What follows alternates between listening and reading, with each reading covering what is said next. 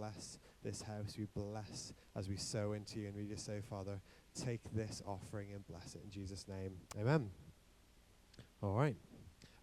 I have an amazing privilege and honor of inviting Judith to come and speak. So Judith not only is a friend of mine, she is also a very powerful woman of God. She is from the fatherland in Germany. There we go. We have another German. And she is absolutely amazing. I've known Judith this is our 4th year of knowing each other. Correct. 4 years. We're on 4 years, Judith. And I met Judith when we started the BLA together, and we've been in the BLA, and we graduated, and now we both work for Bath City Church as well. So it's an absolute privilege and honor to welcome Judith to the stage. We're going to do something new tonight. So what we want to do is we want to honor people when they speak. So one of the things we're going to do is, can we all stand and just applaud Judith as she comes and speaks to us?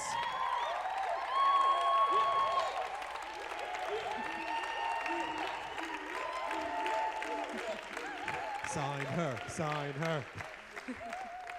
Thanks, Take it guys. away, Judith. Thanks, Chris. You seem so far away tonight, but I hope you can still see me. I'm quite short. I truly believe that what I'm going to speak on tonight is going to change our lives if we really understand it. And I'm not someone to say that lightly, but I truly believe that. I think it's going to be like a little switch inside of us that we just have to turn, and it's going to completely transform something inside of us. Over the past few weeks, our topic has been thriving in love. And we looked at 3 key components that we face when joining a community like Joshua Generation. So we looked at believe, belong, and behave. And I'm just going to encourage you to go online and watch any of the sermons that you have missed, because they have been really powerful messages. And I think I'm going to kind of finish off the series tonight, if I'm right. And I just want to take us one level deeper and just quickly do like a recap of the 3 weeks, though. So it started off with Chris speaking on belonging, and he was saying that we need to know what we belong to. And then Josh did an amazing sermon speaking on we will never be able to believe in God unless we know that he is our good Father, and that we need to believe that he is who he says he is. And last week we heard about behaving, and Chris was saying that we can come as we are, but we want to leave as he is. And it's all about our relationship with him, and then within that relationship, we want our actions to really match up with our words. But I think you can belong to a group. Maybe you've been coming along to Joshua Generation for quite a while, and you think, yeah, this is your home, and you belong. But you can still be sitting in this room and you don't feel quite accepted. And maybe you've heard so many good things about who God is, and you believe it in your head. But there might be parts that you still haven't really truly accepted for yourself. And last week we heard about to give love away, you have to receive it first. So maybe you haven't quite accepted God's love for yourself. So I want to speak on being accepted tonight, and I want to have a look at what it looks like to thrive in love and to be accepted. And I think to thrive is quite a Chris swag word, isn't it? And I looked up like a few different words for thrive, and other words would be like flourish and to grow and be successful. So I wanted to look at first what successful love looks like. So if you can have the first PowerPoint up. It's a verse or a few verses that might be quite familiar to most of you. It's from 1 Corinthians 13, and it says, love is patient, love is kind. It does not envy, it does not boast, it is not proud. It is not rude, it is not self-seeking, it is not easily angered. It keeps no records of wrong. Love does not delight in evil, but rejoices with the truth. It always protects, always trusts, always hopes, always perseveres, and love never fails. Who would like to love like that? I definitely would love to love like that, but anyone who knows me better knows I often fail on that. But whenever I read this, and then I picture like a person that is receiving this kind of love, I see a person that is truly and utterly accepted. And the reality that we face, that often the love that we give or we receive from other people is sometimes impatient, unkind, there's jealousy involved, and so on and so on. And sometimes it might even feel like someone is standing next to you and is only waiting for you to do a mistake to then come and put this massive label on your forehead saying failure.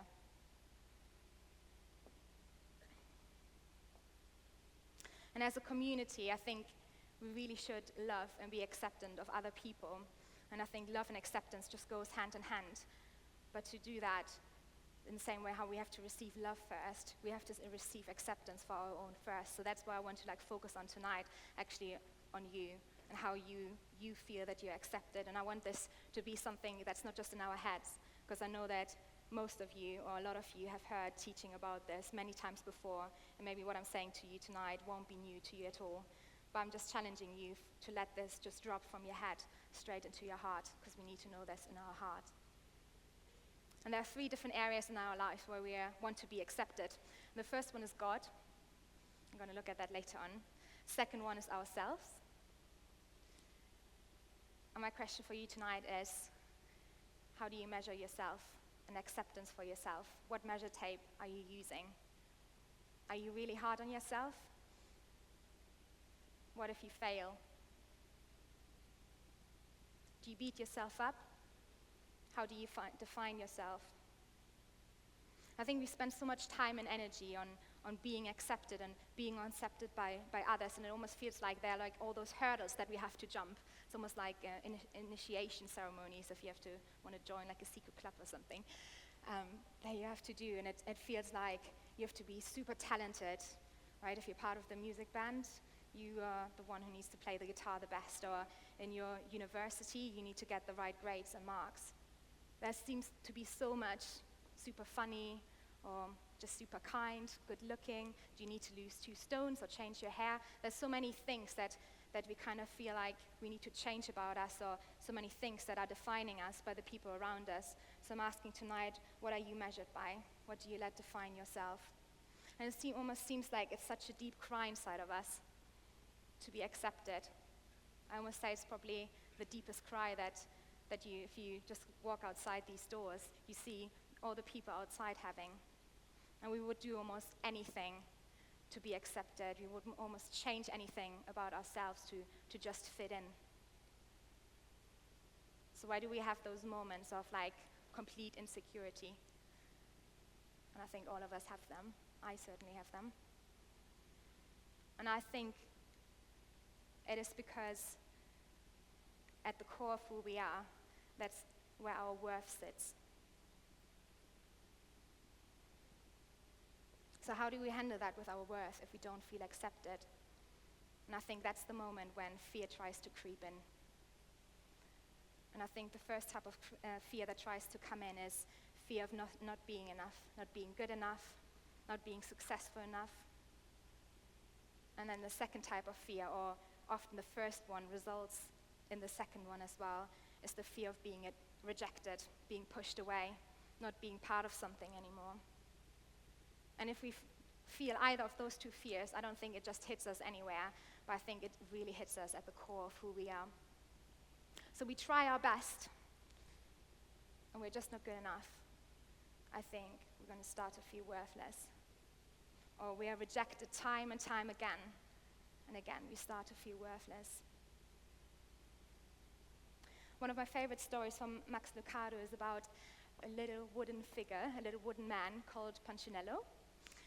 And in the country where Punchinello lives, people are just standing on the street singing beautifully, I'm not going to do this now, or dancing around, and other people just come along and they put a badge with a star on them and say, well done, oh, I loved your singing.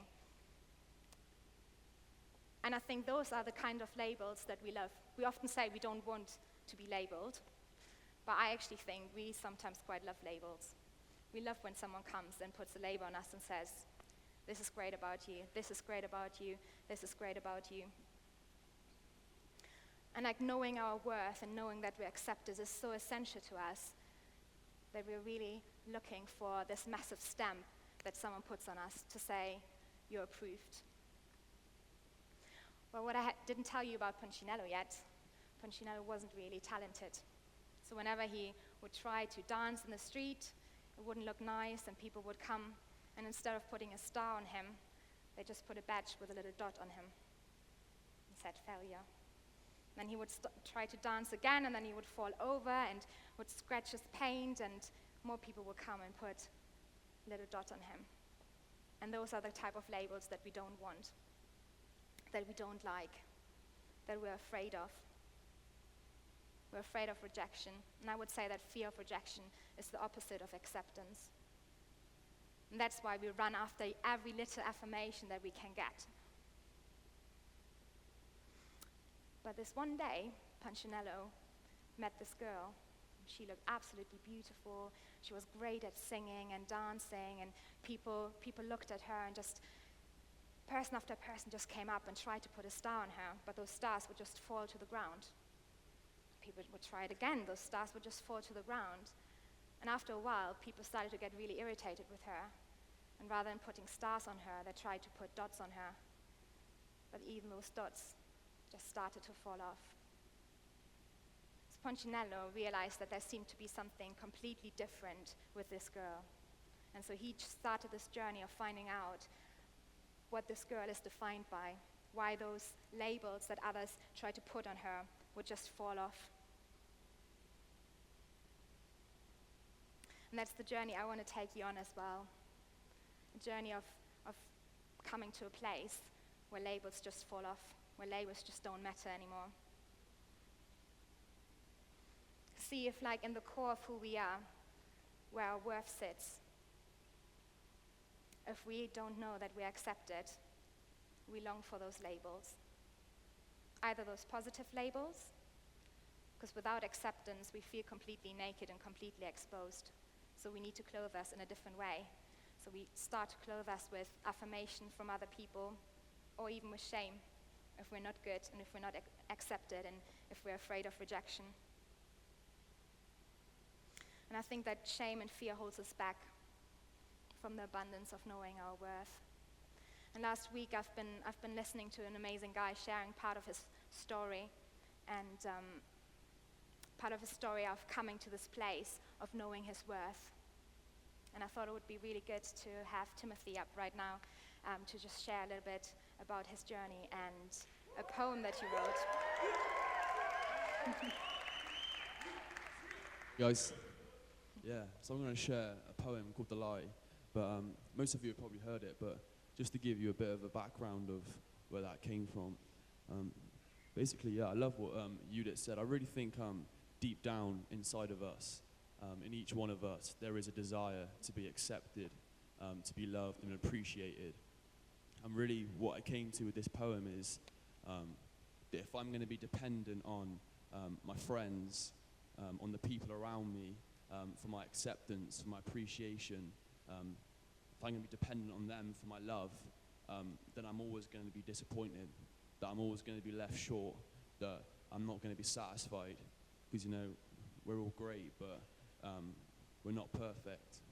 I know the only person that I found that can offer me that full service, that full appreciation, full acceptance is God. And I believe from my journey, from going a place of feeling like I had to fight for acceptance and pretend to be people that I'm not. And when we believe that we're accepted for who we are, that gives us the freedom to embrace who we are. And I believe that revelation I had is that if God's uniquely designed us, if we each have a unique purpose, a unique destiny, then that means that we are God's only, like God didn't replace any replacement for you. Like God's given you a unique commission, a unique calling to do something for his kingdom that he's not given to anyone else. So if we're not prepared to embrace who we are, then we're never going to do the powerful stuff. We're never going to pioneer anything if I'm pretending to be you, if I'm pretending to be anyone else. So that's where this poem comes from. See, I started writing poetry, hoping that somebody would notice me. See, I was afraid of walking alone and being that kid that no one knows, separated from the in crowd like I was a thin cloud on the edge of a storm. See, if the playground was a chessboard, then I was a pawn, controlled by false position. I offered my submission. See, deep down, I was ashamed of my own opinions, so I kept quiet and agreed and forgot what I believed. But in class, I scribbled down these rhymes to express my insecurities. See, I found peace in the release that I got from putting pen to paper, but found that men tend to aspire to success, man's best. So I listen to Eminem when I'm gone, and other songs like Community Outcast and Macklemore's Other Side, because I was so desperate to be someone. But see, the only one who knew who I was God, and he told me something. He said, you know, you wouldn't compare a fish with a chimp's ability to swim. So why do you begin to lift up these figures like templates for your life and then get surprised when they don't fit? I uniquely designed you, sculpted and refined you. So why are you trying to imitate someone else's skill when I've given you a purpose only you can fulfill? And I filled you with all that you need before you were first conceived. So when you tell me that you are weak, know that I am strong. So you are wrong to think your failures exempt you. And I cried out, but Father, I feel so broken. And he said, it's because you are. And so are we all. But the greatest lie that we believed is we have to work for God's approval. We are accepted, irrespective of our condition. So with your permission, I would invite you to be you, to do the things that you do. See, we were not created in batch form. We are his only hope in this situation we are to transform. So don't conform to a pattern. Take your scope off the greatest rapper and aim it at Saturn, because I want you to go places that no one's ever gone before. Run through open doors, seek no applause, pause, and find satisfaction in knowing that you are Timothy. Thank you. Give it up for Timothy.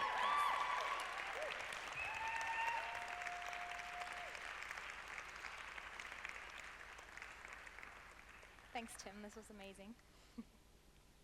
We love celebrating Tim, so get me right with this.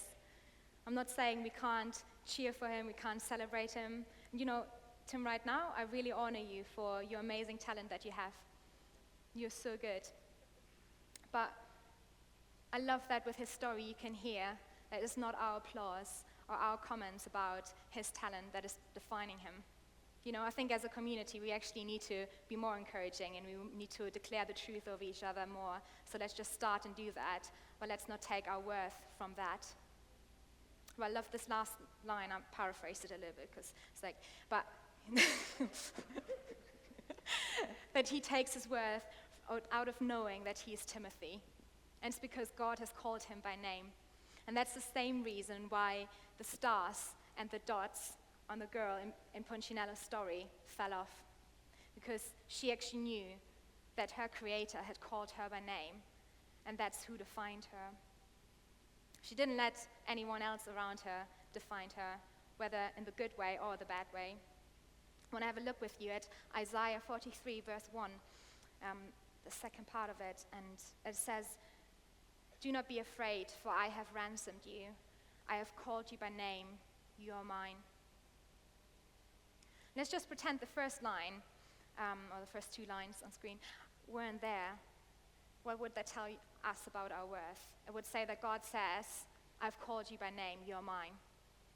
And if you're anything like me, I would instantly start arguing with God and would say, but God, you don't understand. You have no idea about my life. You don't understand this, or you don't understand that. But God knows us so well, so he actually starts with, don't be afraid.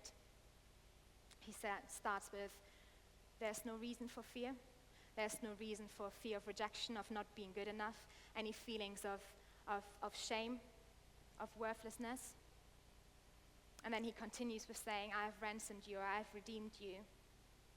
And that's the reason why we are accepted, because the Father has sent his Son to die on the cross for us, to rise again after 3 days. And he has once and for all won the battle over sin. And now grace has entered into the world, and it doesn't only cover our sin, but also actually enables us to live in the abundance of life in God. And that's what Chris was speaking on last week as well, about having a relationship with God and then our actions lining up with our words. And through Jesus, righteousness came upon us. We are made righteous. So now, no matter how hard you try, You will never be able to be good enough and to be made righteous. But he has done it already for you. And what that means, righteousness, is actually just that he put us right with God again. And when he looks at you, he sees you with eyes of love. And that's the type of love that I was reading out earlier. He looks at you, and in his eyes there's like patience and kindness and so on. And he takes no records of our wrongs. And some of us are still thinking that the Father sits with a notebook in heaven, writes down everything that we have done wrong. But that's not how he is. He has a completely different mindset, because he says, fear not. There's no need to hide away, no need to cover yourself up with shame, because grace has already covered you. He sees you as blameless, and anything that would have ever made you unworthy in front of him has been taken away, has been covered by the cross once and for all. So that's why you're accepted in front of God. But it doesn't just stop there. It doesn't just stop there. He goes further, because he wants relationship with us, and he puts the worth inside of us. That's why he goes on with telling us that I have called you by name. You're mine. And now, my biggest revelation, I want there to be an amazing reason. And the reason is actually amazing, but I want there to be like, I studied theology. I want there to be like this crazy reason why God has called us by name and he has said, you're mine. And the more I start to understand about this, the more I understand that it's really, really simple, and it almost doesn't want to go into our heads. And the reason is simply because he has chosen us. He has chosen us and has said, I've called you by name. Amanda, Emma, I've called you by name. I said, you are mine. And that's the way that he measures us, with what he has done on the cross, and now with his love for us. And that's what defines us, because we're just part of him. And he has put this massive stamp on you and said, you're approved. So if you're looking for it anywhere else, I'm telling you, you won't get it anywhere else, but it's there. And a couple of weeks ago, I was Skyping my parents, and I was actually asking them the question, why do you accept me? And my dad just started laughing and looked at me and said, definitely not because of your dancing or singing.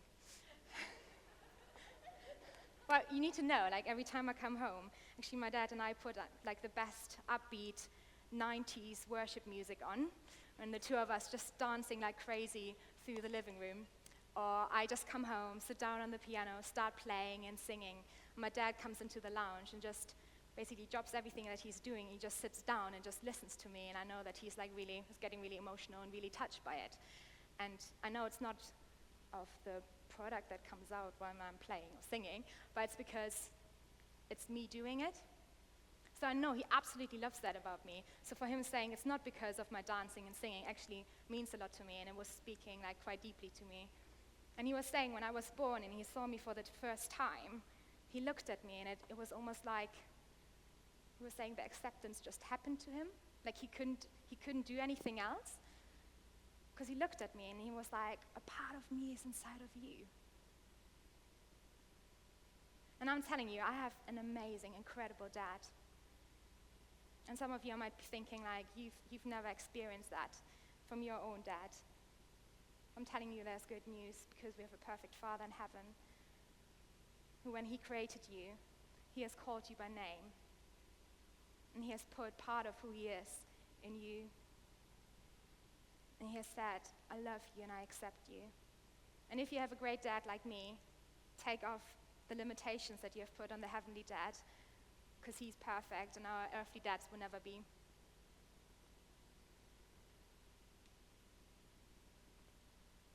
Isn't it great that when we're born, we've been given a name? We've been given a name and an identity without having done anything. And if you read this in the Bible, like many of you will know, where Jesus is actually recognized in front of all the people at first is when the Father from heaven speaks and says, this is my Son in whom I'm well pleased. This was before Jesus did anything. And I think most of you will agree that Jesus did live a pretty good life. And he's like our role model. We want to live like him. But even he wasn't defined by what he was doing, but he was defined, his worth of who he is, the Son of God, was just purely defined by the Father calling him by name.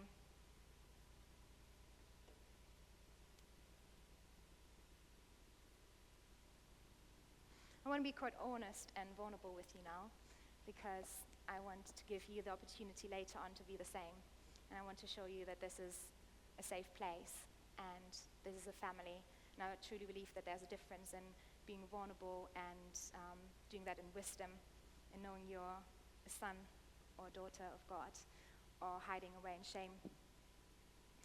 Everything I've been speaking about tonight, I've known in my head growing up the whole time. And there have been several points on my journey where I understood a little bit more that it's not about what I do, but just all about who I am. But I never made quite click to like the full extent. And I've always known that there's like one area in my life where I have a big question mark about my worth. And that's actually preaching, believe it or not. And for many years, I felt I've been standing over here on my journey, and I wanted to get here, to a place where I know I'm completely accepted, because it was almost like a ripple effect in my life where I felt that if I don't preach good, it's not that I'm longing for stars.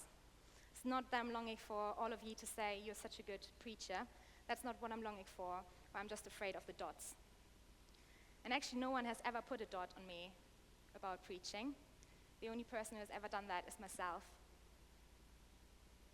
Because I actually think that preaching is something that God has called me to, which is part of my calling, which then is kind of like a ripple effect that goes down into my worth. So every time I get asked to speak, everything inside of me is, no! Just want to run away. Everything that comes out of my mouth is, yes, I would love to, thank you. And I've covered, like over the years, I've covered myself with those dots, thinking like, I can't do that, people will see I'm not good enough at doing this, then people will see that I'm going to fail my calling, and then I haven't done what God has asked me to do, and then I'm worth nothing. Failed in front of people, myself, and God. But it wasn't until probably like a couple of years ago that I realized that from standing here, I can try as much as I want to, but I will never quite reach this point here where I feel I'm fully accepted no matter whether I do an amazing job or a really appalling job tonight. And a couple of years ago, I started to realize, actually, I'm not over there, I'm already over here. Exactly for the reasons that what I've been saying before, that he's saying, I've called you by name and you're mine, because he has accepted me. And I think so much time in our life, we're just trying to get to this place where we already are, way before we were born. Do you know, at the point when he created you, he already accepted you. And I've been thinking of like a picture to show that a little bit more. And I was thinking, okay, I was born in Germany, I've got a German passport. There's no doubt that I'm German. When I was born, I did not speak German. I had no idea about German traffic rules, German culture, how to behave in my family, all those things I did not know. But it wasn't in my life that I had to turn 18 and then do a test and then get a certificate saying, you've successfully become a German now. No, I was accepted to be a German from birth.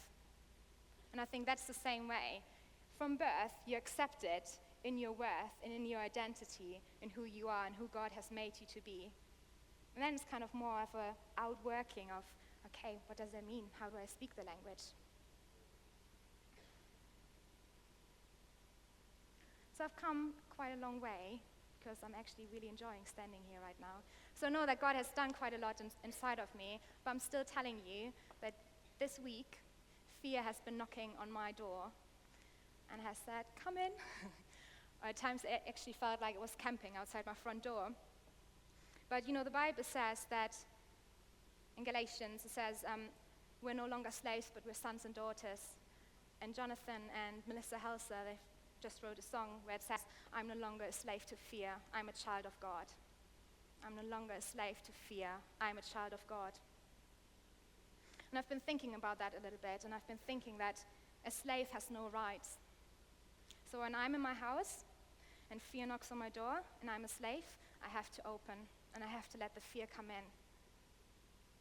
But you know what's the difference to a daughter? A daughter knows her rights. And the daughter can say, no, thank you. I'm not letting you in. And even if we might have a bad day and we leave the door open or windows open and fear kind of tries to creep in, we know that the Bible says that his perfect love casts out all fear. So we can just say to this fear, please, Neem, go away, just leave my house right now.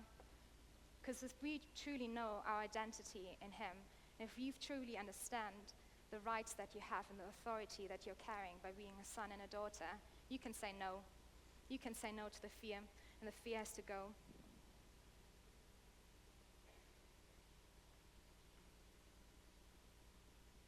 So we need to know our worth. We need to know that Jesus has paid anything on the cross that would have make our life unworthy ever. And it's simply because of the love of the Father and because he has chosen us that we are loved and accepted. So I just want to give you an opportunity tonight to just get rid of any labels, positive or negative, that are defining us, that we are trying to clothe this place of worth inside of us, in the core of us, and just let his love and his acceptance to come in and clothe you. So I'd love the worship team to come up, if you can do that. So just ask yourself right now, do you know your worth? Do you know what you're defined by? And ask yourself that question, not in your head, but in your heart. Because I know in your head, most of you know it.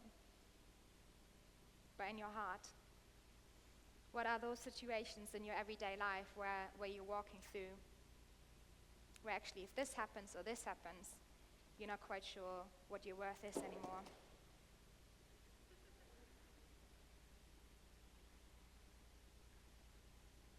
We have so much space here.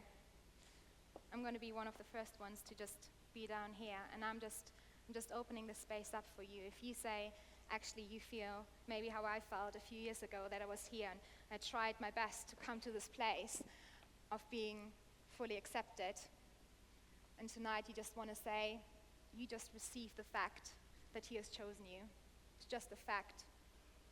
You can debate with him, you can try your hardest, you won't earn it, you won't ever deserve it, but it's a fact and it's a free gift and it's here for you tonight to take it. So if you want to come to the front, you can, and you can just fully step into knowing that you're truly accepted. Or if you're already at this place, if you feel that you're already there, but how do you work and live that out in your everyday life? Just come to the front and ask him to take you a little bit deeper. An amazing time on the weekend away, so I know God has already started a lot of things. Anyone who wasn't there, I'm telling you, you're not going to miss out, because the Father's in this room, and he loves to meet with you, and he wants to meet with you right now. And for some of you, it might mean that you have to lay down some labels, good ones or bad ones. Maybe you even need to forgive some people that have put those labels on you. Or maybe you're here tonight and you've never made a decision for God, and you would really like to do that tonight. Then just come and receive this gift. Just going to go into a time of just worshiping God a bit, but it's really a time for you to just receive this gift that's here. And just let yourself come to this place where you're like, okay, God, I accept this. I don't know how, but I accept it. Just come to the front. Just be before him. Kneel down, stand here, worship him, just soak in his presence. But just receive his love, receive his acceptance for you right now, because that's what he has for you.